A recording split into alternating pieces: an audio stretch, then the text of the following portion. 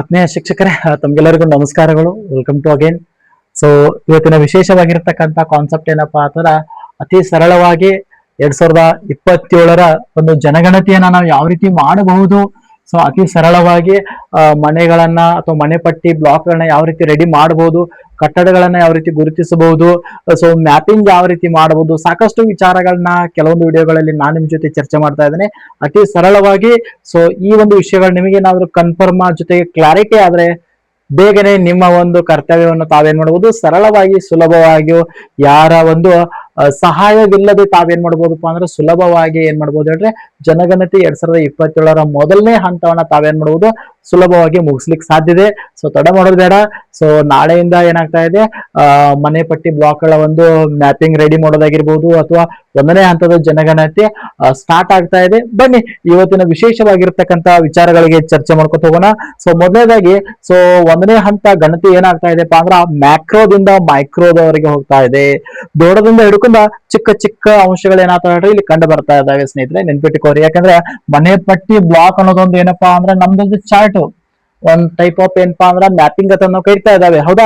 So ಅದ್ರ ಒಳಗಡೆ ಮನೆ ಪಟ್ಟಿ ಇರ್ತಾ ಇದೆ, ಮನೆ ಪಟ್ಟಿ ಒಳಗ ಆವರಣವನ್ನ ಗಮನಿಸ್ತಾ ಇದಾವೆ, ಆವರಣ ಒಳಗ ಕಟ್ಟಡ ಇರ್ತೈತಿ, ಕಟ್ಟಡ ಒಳಗ ಮನೆ ಜನಗಣತಿ ಮನೆ ಒಳಗ ಮತ್ತು ಕುಟುಂಬಗಳು ಇರ್ತಾ ಇದಾವೆ, ಹೌದಾ. ಸೊ ಈ ರೀತಿ ಒಳಗೊತ್ತಿ ನಾವ್ ಏನ್ ಮಾಡ್ತಾ ಇದಾವಪ್ಪ ಅಂದ್ರೆ 1ನೇ ಹಂತದ ಜನಗಣತಿಯನ್ನ ಮಾಡ್ತಾ ಇದಾವೆ ಈ ಬಾರಿ. ಜೊತೆಗೆ ಡಿಜಿಟಲ್ ಗಣತಿ ಇದೆ. ಸೊ ಅದೊಂದು ವರದಾನ ಅಂತಾನೆ ಹೇಳ್ಬೋದು.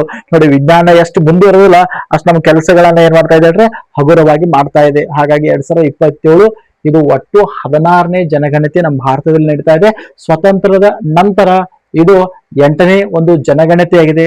ಸಿಂಪಲ್ ಆಗಿ ಬನ್ನಿ ಸ್ನೇಹಿತರೆ, ಒಂದೊಂದು ವಿಚಾರಗಳನ್ನ ಚರ್ಚೆ ಮಾಡ್ಕೊತ ಹೋಗೋಣ. ಸೊ ಮೊದಲನೇದಾಗಿ ನಾವು ನೋಡೋದಾದ್ರೆ, ಸೊ ಮನೆ ಪಟ್ಟಿ ಬ್ಲಾಕ್ ಬಹಳ ಇಂಟ್ರೆಸ್ಟಿಂಗ್, ನಿಮ್ಗೆ ಗೊತ್ತಿರ್ಬೇಕಿದು ಆಯ್ತಾ. ಮನೆ ಪಟ್ಟಿ ಬ್ಲಾಕ್ HLB ಅಂತ ನಾವು ಕರಿತಾ ಇದಾವೆ, ಹೌಸ್ ಲಿಸ್ಟಿಂಗ್ ಬ್ಲಾಕ್ ಅಂತ ನಾವು ಕರಿತಾ ಇದಾವೆ. ಇದು ಅರ್ಥ ಏನಪ್ಪಾ ಅಂದ್ರ ನಮ್ಮ ಸೀಮಾ ರೇಖೆಯನ್ನ ಗುರುತ ಮಾಡುದು ಮೇನ್ ನಮ್ಮದು ಒಂದೇ ಕೆಲಸ ಇದೆ. ನಮ್ಮ ಬೌಂಡ್ರಿಗಳನ್ನ ನಾವು ನೋಡ್ತಾ ಇದ್ದೇವೆ. ಗಣತಿದಾರರಿಗೆ ನಿಗದಿಪಡಿಸಿದ ಒಂದು ಭೌಗೋಳಿಕ ಪ್ರದೇಶ. ನಮಗೆ ಪ್ರತಿಯೊಬ್ಬ ಗಣತಿದಾರರಿಗೆ ಏನಾಗಿರ್ತದಪ್ಪ ಅಂದ್ರೆ ಸಪರೇಟ್ ಆಗಿ ಒಂದ್ ಏನಿರ್ತದೆ ಅಂದ್ರೆ ಒಂದು ಬಾರ್ಡರ್ ಕೊಟ್ಟಿದ್ದಾರೆ. ಸೊ ಇಲ್ಲೂ ಸಹಿತ ತಾವು ಗಮನಿಸಬಹುದು. ಸೊ ಬಾರ್ಡರ್ ನ ನೋಡ್ತಾ ಇದಾರೆ. ಸೊ ಇದೊಂದು ನೋಡ್ರಿ, ತಾವು ಗಮನಿಸ್ತಾ ಇದಾರೆ, ಇಲ್ಲೊಂದು ಬಾರ್ಡರ್ ಇದೆ, ಹೌದಾ. ಸೊ ನೋಡಿ, ಈ ರೀತಿ ಏನ್ ಮಾಡಿದಾರಪ್ಪ ಅಂದ್ರ ಬಾರ್ಡರ್ ಕೊಟ್ಟಿದ್ದಾರೆ. ಸೊ ನಮಗೂ ಏನ್ ಮಾಡಿದಾರಪ್ಪ ಅಂದ್ರ ಈ ರೀತಿ ಹಂಚಿಕೆ ಆಗಿದೆ ಅನ್ನೋದನ್ನ ಗಮನಿಸ್ತಾ ಇದ್ದಾವೆ. ಈ ರೀತಿ ಏನಾಗಿರ್ತದೆ ಅಂದ್ರೆ ಹಂಚಿಕೆ ಆಗಿರ್ತಾ ಇದೆ ಅನ್ನೋದನ್ನ ನಾವು ಗಮನಿಸ್ತಾ ಇದ್ದಾವೆ. ತಾವು ಇದನ್ನ ಕ್ಲಿಯರ್ ಆಗಿ ಗಮನಿಸ್ಬೇಕಾದೈತಿ ನೋಡ್ರಿ, ಹೌದಾ. ಎಸ್ ನೋಡ್ರಿ, ಈ ರೀತಿ ಏನಪ್ಪಾ ಆತರ ಏನ್ ನಾನು ಮಾರ್ಕ್ ಮಾಡ್ಯಾನಲ್ರಿ. ಸೊ ಇದ್ರ ಒಳಗಡೆ ನಮ್ದೇನಪ್ಪಾ ಆತರ ನಮ್ದು HLB ಅಂತ ನಾವು ಕರಿತಾ ಇದೆ, ಹೌಸ್ ಲಿಸ್ಟಿಂಗ್ ಬ್ಲಾಕ್ ಆಗಿರ್ತಾ ಇದೆ. ಪ್ರತಿಯೊಬ್ಬ ಗಣತಿದಾರರಿಗೆ ಇರ್ತಕ್ಕಂಥ ಒಂದು ನಿರ್ದಿಷ್ಟ ಪ್ರದೇಶ, ಭೌಗೋಳಿಕ ಪ್ರದೇಶ.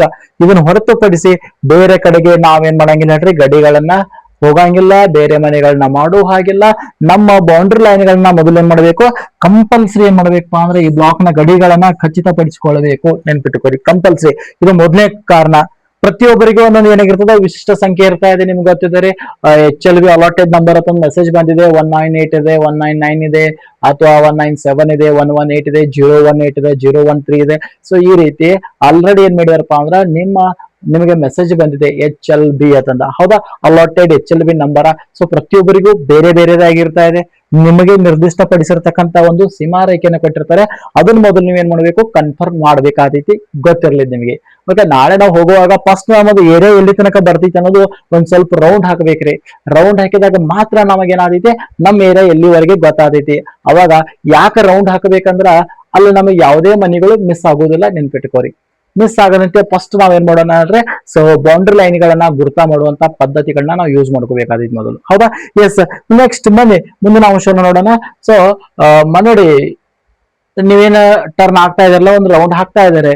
ಸೊ ಮನೆ ಬ್ಲಾಕ್ ಗಳ ಪಟ್ಟಿಯನ್ನ ರೆಡಿ ಮಾಡ್ಬೇಕಾದ್ರೆ ಅಲ್ಲಿ ನಮ್ಗೆ ಒಂದು ಕಾನ್ಸೆಪ್ಟ್ ಬರ್ತಾ ಇದೆ, ದಟ್ ಈಸ್ ಆವರಣ ಗ್ರೌಂಡ್ ಬರ್ತಾ ಇದೆ ಸ್ನೇಹಿತರೆ, ನೆನ್ಪಿಟ್ಕೋರಿ. ಆವರಣ ಅಂದ್ರೆ ಏನ ಚಿತ್ರದಲ್ಲಿ ಗಮನಿಸ್ತಾ ಇದ್ದಾರೆ. ಸೊ ಮನೆ ಇದೆ, ಮನೆಯ ಸುತ್ತಲೂ ಬೌಂಡ್ರಿ ಲೈನ್ ಇದೆ, ಕಾಂಪೌಂಡ್ ಇದೆ. ಸೊ ಅದಕ್ಕೆ ನಾವು ಅದ್ರ ಒಳಗಡೆ ಇರ್ತಕ್ಕಂಥ ಎಲ್ಲಾ ಪ್ಲೇಸ್ ನಾವೇನ್ ಅನ್ಬೋದು, ಆವರಣ ಅಂತ ಕರಿಬಹುದು. ವಿಶೇಷವಾಗಿ ಸಿಟಿಯಲ್ಲಿ ಏನಾಗಿರ್ತಾವ್ರಿ, ಈ ರೀತಿ ಕಾಂಪೌಂಡ್ ಗೋಡೆಗಳು ಇರ್ತಾ ಇದಾವೆ. ಬಟ್ ಕೆಲವೊಂದು ಕಡೆ ಏನಾಗಂಗಿಲ್ಲ ಹೇಳ್ರಿ, ಕಾಂಪೌಂಡ್ ಇರಂಗಿಲ್ಲ, ಬಟ್ ಸುತ್ತಮುತ್ತ ಏನಾಗಿರ್ತದ ಪ್ಲೇಸ್ ಖಾಲಿ ಇರ್ತಾ ಇದೆ. ಅದಕ್ಕೂ ನಾವು ಏನಂತ ಕನ್ಸಿಡರ್ ಮಾಡಬಹುದು, ಆವರಣ ಅಂತಂದ ಏನ್ ಮಾಡ್ಬೋದು ಹೇಳ್ರಿ, ಕನ್ಸಿಡರ್ ಮಾಡಬಹುದು, ಹೌದಾ. ಕಟ್ಟಡದ ಸುತ್ತಲಿನ ಪ್ರದೇಶ. ಕಟ್ಟಡದ ಸುತ್ತಲಿನ ಪ್ರದೇಶಕ್ಕೆ ನಾವೇನಂತ ಕರಿತಾವಪ್ಪ ಆತರ. ಸೊ ದಟ್ ಈಸ್ ಆವರಣ ಅಂತ ಕನ್ಸಿಡರ್ ಮಾಡ್ತಾ ಇದ್ದಾವೆ. ನೋಡಿ ಇಲ್ಲಿ ಕಾಂಪೌಂಡ್ ಇದೆ ನಿರ್ದಿಷ್ಟವಾಗಿ. ನೋಡಿ ಇಲ್ಲಿ ಕಾಂಪೌಂಡ್ ಅನ್ನ ನಾವು ಗಮನಿಸ್ತಾ ಇದ್ದಾವೆ. ಮನೆಯ ಸುತ್ತಮುತ್ತ ಕಾಂಪೌಂಡ್ ಇದೆ, ಬಟ್ ಇಲ್ಲಿ ಕಾಂಪೌಂಡ್ ಇಲ್ಲ, ಆದ್ರೂ ಸಹಿತ ಜಾಗ ಖಾಲಿ ಇದೆ ಸ್ಥಳ. ಸೊ ಇದಕ್ಕೂ ನಾವೇನಂತ ಕರಿಬಹುದು ಹೇಳ್ರೆ, ಗೋಡೆ ಇಲ್ಲದೇ ಇದ್ರೂ ಸಹಿತ ಅದಕ್ಕೆ ನೀವು ಆವರಣ ತಂದು ಕನ್ಸಿಡರ್ ಮಾಡ್ಬೇಕಾಗ್ತೈತಿ ಸ್ನೇಹಿತರೆ, ನೆನ್ಪಿಟ್ಕೋರಿ. ವಿಶೇಷವಾಗಿ ಸಿಟಿಗಳಲ್ಲಿ, ಅಪಾರ್ಟ್ಮೆಂಟ್ ಗಳಲ್ಲಿ, ಕಾಂಪ್ಲೆಕ್ಸ್ ಗಳು, ಮೈದಾನದೊಂದಿಗೆ ಶಾಲೆ, ಕೈಗಾರಿಕೆಗಳು ಏನಾಗಿರ್ತಾವ್ರೆ, ಶೆಡ್ಗಳೆಲ್ಲ ಇರ್ತಿರ್ತಾವೆ ಆವರಣದ ಒಳಗಡೆ. ನೆನ್ಪಿಟ್ಕೋರಿ, ಆವರಣದ ಕಾನ್ಸೆಪ್ಟ್ ಕ್ಲಿಯರ್ ಇರಬೇಕು. ಅದು ಸುತ್ತಮುತ್ತಲ ಕಾಂಪೌಂಡ್ ಇರಬಹುದು, ಇರಬಹುದು, ನೆನ್ಪಿಟ್ಕೋರಿ.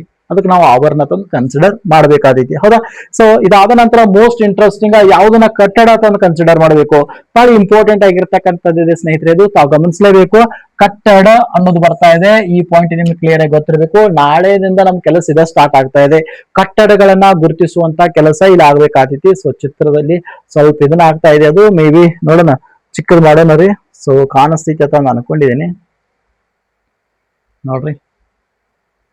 ಅದು ವೈಟ್ ಬ್ಯಾಕ್ ಗ್ರೌಂಡ್ ಇರೋದ್ರಿಂದ ಸ್ವಲ್ಪ ಏನಾಗಿದೆಪ್ಪ ಅಂದ್ರ ಏನಾಗಿದೆ ಅದು.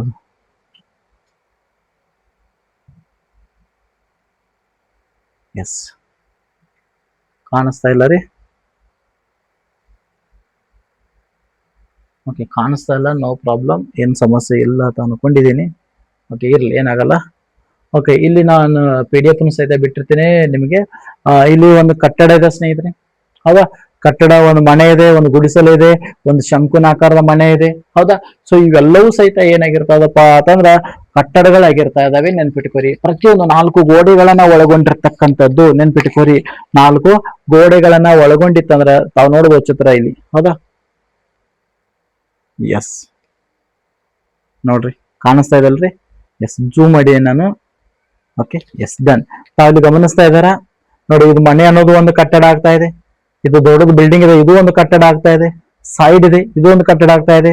ಇದು ಒಂದು ಕಟ್ಟಡ ಆಗ್ತಾ ಇದೆ, ಇದು ಒಂದು ಕಟ್ಟಡ. ನೋಡಿ, ಇದು ಕಟ್ಟಡ, ಇದು ಕಟ್ಟಡ, ಇದು ಕಟ್ಟಡ, ಇದು ಕಟ್ಟಡ, ಇದು ಕಟ್ಟಡ, ಎಲ್ಲವೂ ಕಟ್ಟಡಗಳಲ್ಲಿ, ಹೌದಾ. ಯಾಕಂದ್ರೆ ಕಟ್ಟಡ ಅಂದ್ರೆ ಇಲ್ಲಿ ನಾವು ಗಮನಿಸ್ಬೇಕು ಸ್ನೇಹಿತರೆ, ಒಂದು ಪಾಯಿಂಟ್ ಇದೆ, 4 ಗೋಡೆಗಳಿರ್ಬೇಕು, ಮೇಲ್ಛಾವಣಿ ಇರಬೇಕು. 4 ಗೋಡೆಗಳು ಮೇಲ್ಛಾವಣಿ ಹೊಂದಿತ್ತು ಅಂದ್ರೆ ಅದು ನಾವು ಕಟ್ಟಡನ. ಆ ಕಟ್ಟಡ ಏನಾಗಿರ್ಬೋದು ಹೇಳ್ರಿ, ಇಲ್ಲಿ ಪಾಯಿಂಟ್ ಕೊಡ್ತಾರ ಅವರು, ಅದು ನಿಮ್ಮ ವಾಸದ ಮನೆ ಆಗಿರ್ಬೋದು. ಕಟ್ಟಡ ಏನಾಗಿರ್ಬೋದ್ರಿ, ವಾಸದ ಮನೆ ಆಗಿರ್ಬೋದು, ಅಥವಾ ಏನಾಗಿರ್ಬೋದು ಹೇಳ್ರಿ, ಯಾವ್ದಾದ್ರು ಒಂದು ಕಚೇರಿ ಆಗಿರ್ಬೋದು. ನೋಡಿ, ಕಟ್ಟಡ ಅಂದ್ರೆ ಕಚೇರಿ ಆಗಿರ್ಬೋದು, ಅಥವಾ ಆಸ್ಪತ್ರೆಗಳಾಗಿರ್ಬೋದು, ಯಾವ್ದಾದ್ರು ಒಂದು ಆಸ್ಪತ್ರೆಗಳಾಗಿರ್ಬೋದು, ಅಥವಾ ಅಂಗಡಿಗಳಾಗಿರ್ಬೋದು, ಅಥವಾ ಹಾಸ್ಟೆಲ್ಗಳಾಗಿರ್ಬೋದು, ಹೌದಾ. ಸೊ ಯಾವುದೇ ಒಂದಾಗಿರ್ಬೋದು, ಅವಕ್ಕೆಲ್ಲವಕ್ಕೂ ನಾವು ಏನಂತ ಕರಿಬೇಕಿಲ್ಲ, ಸೊ ಕಟ್ಟಡಗಳು ಅಂತಂದು ಏನ್ ಮಾಡ್ಬೇಕು ಹೇಳ್ರಿ, ಕನ್ಸಿಡರ್ ಮಾಡ್ಬೇಕಾದೈತಿ ಸ್ನೇಹಿತರೆ, ನೆನ್ಪಿಟ್ಕೋರಿ, ಹೌದಾ. ಸೊ ನೀವ್ ಏನ್ ಬೇಕಾದ ಏನ್ ಮಾಡ್ಬೋದು ಹೇಳ್ರಿ, ಅಲ್ಲಿ ಬಿಲ್ಡಿಂಗ್ 4 ಗೋಡೆಗಳು ಇದ್ದು ಅಂದ್ರೆ ಅದಕ್ಕೆ ನಾವೇನಂತ ಕರಿಬಹುದು ಹೇಳ್ರಿ, ಎಸ್, ದಟ್ ಈಸ್ ಕಟ್ಟಡ ಅಂತ ಕನ್ಸಿಡರ್ ಮಾಡ್ತಾ ಇದಾವೆ. ಸೊ ಕ್ಲಿಯರ್ ಆಗಿ ಗಮನಿಸಿರೋದಲ್ರಿ, ಕಟ್ಟಡ ಅಂದ್ರೆ ಯಾವ್ದನ್ನ ಕರಿಬೇಕು ಅನ್ನೋದು ನಿಮ್ಗೆ ಕ್ಲಾರಿಟಿ ಆಯ್ತು. ಸೊ ಬನ್ನಿ, ಹಾಗಾದ್ರೆ ಮೋಸ್ಟ್ ಇಂಪಾರ್ಟೆಂಟ್, ಕಟ್ಟಡದ ಒಳಗಡೆ ಜನಗಣತಿ ಮನೆಯನ್ನ ನಾವೇನ್ ಮಾಡ್ಬೇಕಾಗ್ತೈತಿ, ಗುರುತಿಸಬೇಕಾಗ್ತೈತಿ. ಇಲ್ಲಿ ಜನಗಣತಿ ಮನೆ ಅನ್ನೋದು ಬರ್ತಾ ಇದೆ. ಸಿಂಪಲ್ ಆಗಿ ಹೇಳ್ಬೇಕಾದ್ರೆ ಗಮನಿಸ್ಬೇಕು, ಆ ಮನೆಗೆ ಹೋಗ್ಲಿಕ್ಕೆ ಏನಿರ್ಬೇಕು, ಒಂದು ರಸ್ತೆ ಇರಬೇಕು. ನೆನ್ಪಿಟ್ಟುಕೋರಿ, ಮನೆಯ ಒಳಗಡೆ ಹೋಗ್ಲಿಕ್ಕೆ ಏನಿರ್ಬೇಕು, ರಸ್ತೆ ಅಂದ್ರೆ ಬಾಗಿಲು ಇರಬೇಕಂತ ನಾವು ಹೇಳ್ತಾ ಇದಾವ್, ಹೌದಾ. ಅಥವಾ ಅಂಗಳಿರ್ಬೋದು, ಅಥವಾ ಮೆಟ್ಟಿಲುಗಳ ಮೂಲಕ ಪ್ರತ್ಯೇಕವಾದ ಮುಖ್ಯ ದ್ವಾರವನ್ನ ಹೊಂದಿರಲೇಬೇಕು ಅನ್ನೋದಿದೆ. ಅದಕ್ಕೊಂದು ಜನಗಣತಿ ಮನೆ ಅಥವಾ ಕನ್ಸಿಡರ್ ಮಾಡ್ತಾ ಇದ್ದೇವೆ ಸ್ನೇಹಿತರೆ, ನೆನ್ಪಿಟ್ಟುಕೋರಿ, ಹೌದಾ. ಎಸ್, ಹಾಗಾದ್ರೆ ಇಲ್ಲಿ ನಾವು ಚಿತ್ರದಲ್ಲಿ ತಾವು ಗಮನಿಸ್ತಾ ಇದಾರೆ, ಇಲ್ಲಿ ಈ ಚಿತ್ರದಲ್ಲಿ ಇಲ್ಲೊಂದು ಮನೆ ಇದೆ, ಇಲ್ಲೊಂದು ಮನೆ ಇದೆ, ಇಲ್ಲೊಂದು ಮನೆ ಇದೆ, 3 ಮನೆಗಳಿದಾವೆ.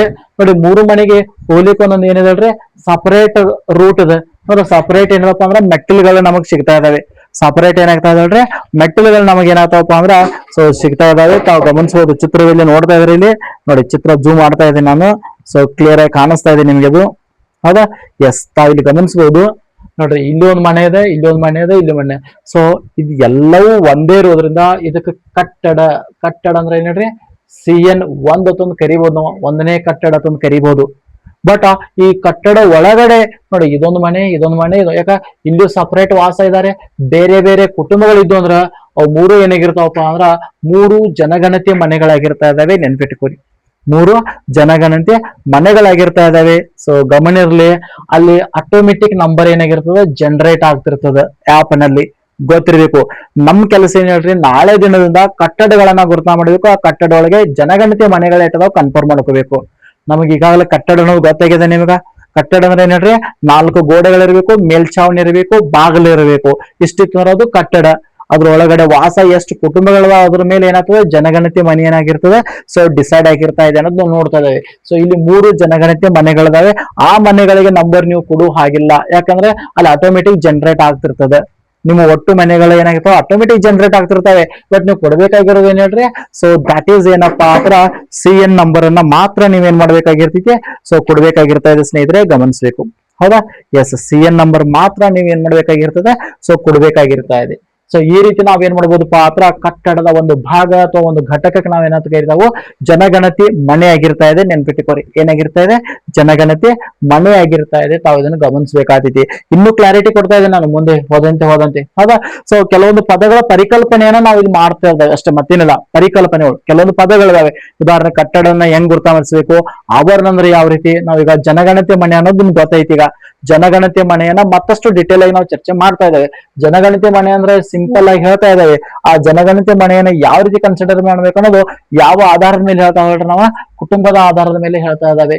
ಸೊ ಕುಟುಂಬದಲ್ಲಿ ಏನಿರ್ಬೇಕು, ಜನರಿರ್ಬೇಕು, ಜೊತೆಗೆ ಅಡುಗೆ ಮಾಡ್ತಿರ್ಬೇಕು. ನೋಡಿ, ಅಡುಗೆ ಮಾಡ್ತಿರ್ಬೇಕಲ್ಲಿ, ಮತ್ತು ಜನ ವಾಸವಾಗಿರ್ಬೇಕು. ಜನರು ವಾಸ ಇರುವ, ಒಬ್ಬನೇ ಇರಬಹುದು, ಒಂದಕ್ಕಿಂತ ಹೆಚ್ಚಿರಬಹುದು. ಇನ್ನೊಂದು ವಿಶೇಷ ನಿಮಗೆ ಗೊತ್ತಿರಬೇಕು, ಇಲ್ಲಿ ಒಟ್ಟಿಗೆ ವಾಸಿಸುವ ವ್ಯಕ್ತಿಗಳು ಅವರು ಸಂಬಂಧ ಇರಬಹುದು, ಸಂಬಂಧ ಇರದೇನೋ ಇರಬಹುದು. ನೆನ್ಪಿಟ್ಟುಕೋರಿ, ಸಂಬಂಧ ಇದ್ದವ್ರು ಮಾತ್ರ ಮನೆಯಲ್ಲಿ ಇರೋರಲ್ಲ, ಹಂಗಲ್ಲ. ದತ್ತಕ್ಕಿದ್ದವರು ಇರ್ಬೋದು, ಬೇರೆ ಫ್ರೆಂಡ್ಸ್ ಇರ್ಬೋದು, ಯಾರು ಇರ್ಬೋದು, ಸಂಬಂಧ ಇಲ್ಲ. ಎಲ್ಲಾರು ಕೂಡ ಅಲ್ಲೇ ಊಟ ಮಾಡ್ತಿರಂದ್ರ ಅದೊಂದು ಏನಾಗಿರ್ತದ, ಕುಟುಂಬ ಆಗಿರ್ತಾ ಇದೆ. ಇಲ್ಲಿ ಕುಟುಂಬದಕ್ಕ ಒಂದು ವಿಶೇಷ ಅರ್ಥವನ್ನ ಕೊಡ್ತಾ ಇದ್ದಾರೆ. ಏನ್ ಹೇಳ್ರೆ, ಆ ಮನೆಯಲ್ಲಿ ಅಡುಗೆ ಮಾಡಿ ಆ ಅಡುಗೆಯ ಆಹಾರವನ್ನ ಸೇವಿಸ್ತಕ್ಕಂತ ಗುಂಪು ಏನಿದಲ್ಲ, ಆ ಗುಂಪಿಗೆ ನಾವು ಕುಟುಂಬ ಅಂತ ನಾವು ಕರಿತಾ ಇದ್ದಾವೆ. ಗಮನಿಸ್ಬೇಕಾಗ ಇದನ್ನ. ಹೌದಾ? ಸೊ ಕುಟುಂಬ ಅಂದ್ರೆ ನಿಮಗೆ ಕ್ಲಿಯರ್ ಆಗಿ ಗೊತ್ತಿರಬೇಕು. ಜನಗಣತಿಯಲ್ಲಿ ಕುಟುಂಬ ಅಂದ್ರೆ ಕೇವಲ ರಕ್ತ ಸಂಬಂಧ ಅಲ್ಲ, ಕೇವಲ ಬ್ಲಡ್ ರಿಲೇಷನ್ ಇರ್ಬೇಕಂತೇನಿಲ್ಲ, ಬ್ಲಡ್ ರಿಲೇಷನ್ ಇರ್ಬೇಕಂತ ಅನ್ನಲ್ಲ, ಇರ್ದೇನು ಇರಬಹುದು ಅಂತಂದು ಹೇಳ್ತಾ ಇದ್ದಾರೆ. ಒಟ್ಟಾರೆ ವಾಸಿಸ್ತಕ್ಕಂಥ ಒಂದು ಗುಂಪು ಅಂತ ನಾವು ಕನ್ಸಿಡರ್ ಮಾಡ್ತಾ ಇದ್ದೇವೆ.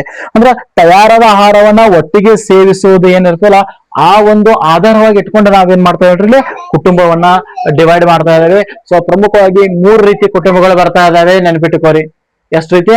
3 ರೀತಿ ಕುಟುಂಬಗಳು ಬರ್ತಾ ಇದ್ದಾವೆ. ಆಯ್ತಾ? ಸೊ ಹಾಗಾದ್ರೆ ಆ 3 ರೀತಿಯ ಕುಟುಂಬಗಳು ಯಾವಪ್ಪ ಅನ್ನೋದ್ರ, ಸೊ ಮೊದಲನೇದಾಗಿ ಬರ್ತಾ ಇದೆ, ಸೊ ದಟ್ ಈಸ್ ಸಾಮಾನ್ಯ ಕುಟುಂಬ.